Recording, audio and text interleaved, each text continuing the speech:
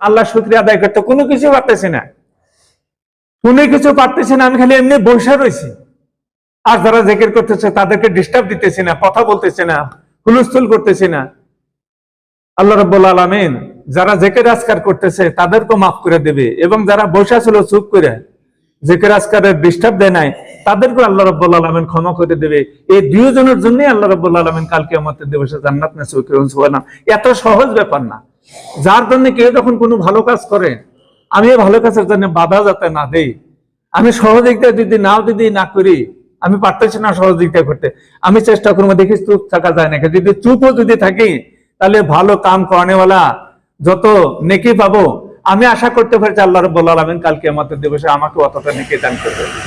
বলতেছিলাম যে হাদিসের একটু খুঁটিনাটি মানে অর্থ বলতে বলতে বোধহয় সময় আমাকে বোধহয় সুযোগ দিবে না। তারপরে আল্লাহ নবী বলেন, আসসালাতু নূরুন, যারা নামাজ পড়ে এই নামাজ একজন মানুষের জন্য হলো আলো, এই নামাজ হলো একজন মানুষের জন্য জ্যোতি। কি জ্যোতি?